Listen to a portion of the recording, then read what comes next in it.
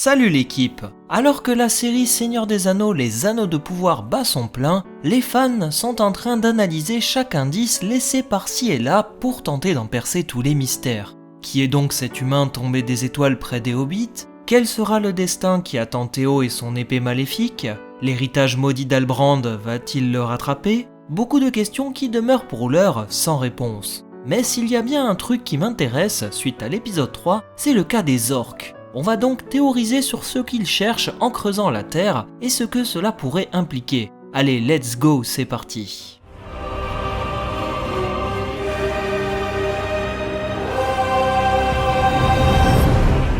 La série Seigneur des Anneaux, les Anneaux de pouvoir se dévoile progressivement au rythme d'un épisode par semaine. Chacun apporte son lot de questions et d'éléments permettant de jouer avec nos théories les plus folles.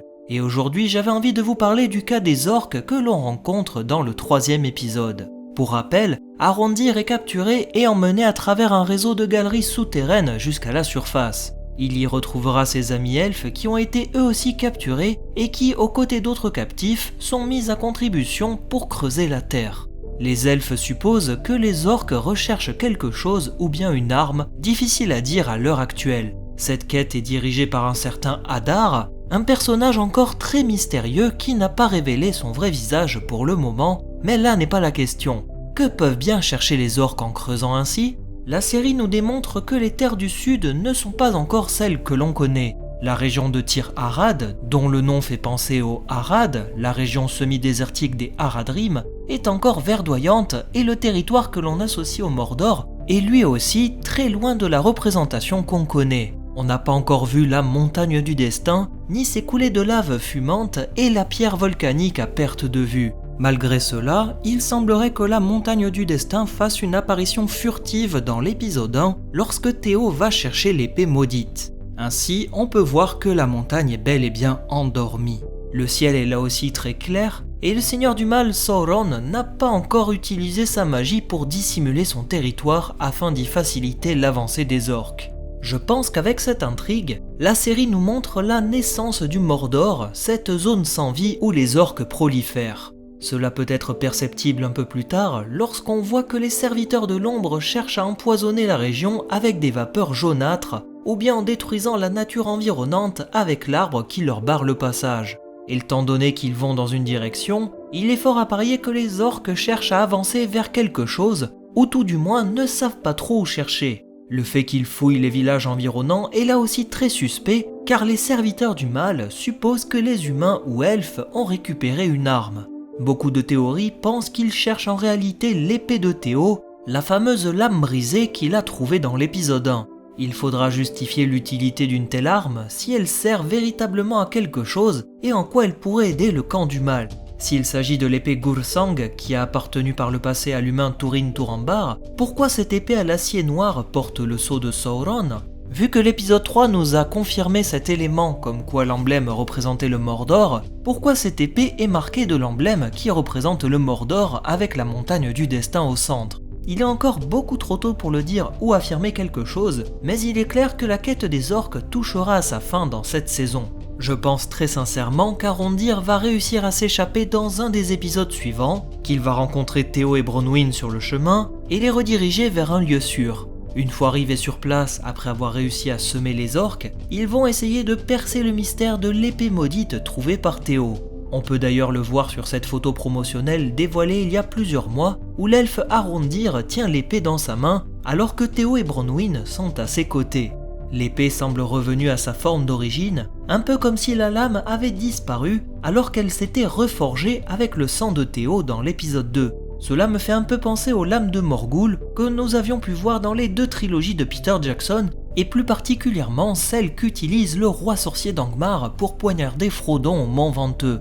La lame de l'épée s'évapore dans la fumée lorsque Aragorn la tient dans ses mains, comme si elle ne reconnaissait pas son porteur. Je pense que l'épée brisée fera plus ou moins la même chose lorsque Arondir la prendra, expliquant pourquoi elle est revenue à sa forme brisée sur cette photo. De même, si Adar ose se déplacer avec ses légions d'orques auprès de la forteresse que défend Arondir au tout début de l'épisode 1, il est évident que cette épée recèle d'une importance capitale pour le camp des serviteurs de Sauron. Nul doute qu'elle sera au cœur des combats pour les prochains épisodes. En revanche, s'il y a bien une chose que je n'explique pas, c'est comment le Mordor est devenu une terre de désolation telle que nous la connaissons. Dans les livres, on sait que le territoire est ce qu'il est, mais il n'y a pas vraiment de description de son histoire, ni s'il a subi des transformations.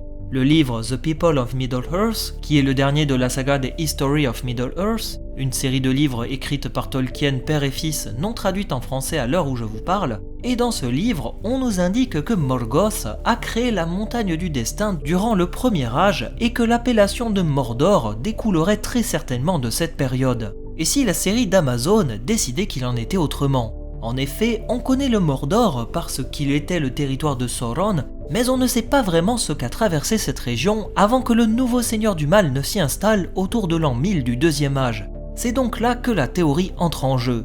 Pour moi, les orques vont donner naissance au Mordor tel que nous le connaissons. Le Balrog que l'on voit dans le trailer n'y est clairement pas étranger, loin de là, puisque c'est lui le catalyseur de tous ces éléments. Vu que nous ne savons pas ce qu'il en est pour la montagne du destin, et que la région ne semble pas encore en activité du point de vue volcanique, pourquoi ne pourrait-on pas imaginer que les orques vont réveiller un Balrog? Si la créature de feu vient à se réveiller des entrailles de la terre, son courroux serait terrible et la région ne s'en remettrait pas. Cela me permet de faire le lien avec ces séquences des bandes annonces où Galadriel est sur place dans le village de Tir Arad, un village où les cendres se répandent comme si un terrible cataclysme s'était produit. Il est là aussi possible que l'elfe ait convaincu les Núménoréens d'intervenir sur place parce qu'elle a trouvé des informations au sujet de ce Balrog caché grâce au parchemin. Le feu se répandrait très rapidement dans la région, le Balrog raviverait par la même occasion la montagne du destin qui était endormie jusque-là.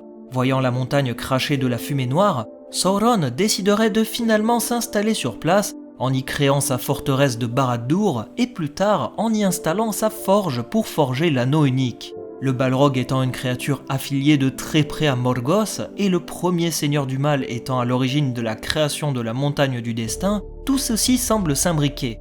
De plus, il est dit dans une note de Tolkien que les Balrogs n'étaient guère plus de 6 ou 7 et que quelques-uns ont survécu en se cachant sous terre. Dès lors, l'hypothèse qu'un Balrog soit caché dans les entrailles du Mordor fait sens.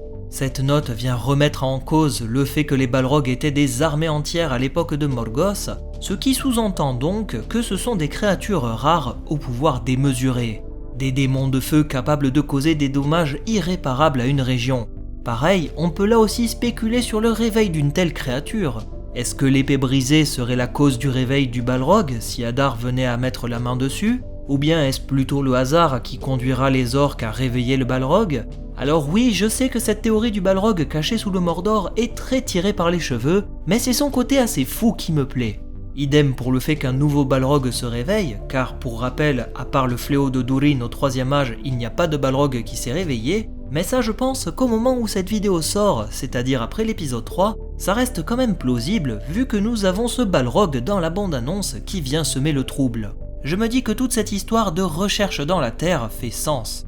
C'est ainsi que se clôture cette vidéo théorie en espérant qu'elle vous aura donné un nouvel aperçu de ce que la série peut nous offrir. Ainsi, vous avez pu le voir qu'à travers cette théorie, j'ai voulu essayer de vous proposer quelque chose de certes un peu farfelu, mais je me dis que les éléments s'imbriquent bien entre eux et que cela reste cohérent de A à Z, même s'il est vrai que cela fait pas mal d'entorses au livre avec cette explication. En tout cas, si cela arrive ou pas, le fait de voir un Balrog exploser de sous terre et donner naissance au Mordor tel que nous le connaissons, je ne sais pas vous, mais je trouve cela particulièrement épique. Merci à vous d'être resté jusqu'au bout, n'hésitez pas à me dire ce que vous pensez de mes interprétations et si vous avez d'autres explications pour cela, et on se dit à très bientôt pour d'autres analyses et explorations de la Terre du Milieu. Bye tout le monde!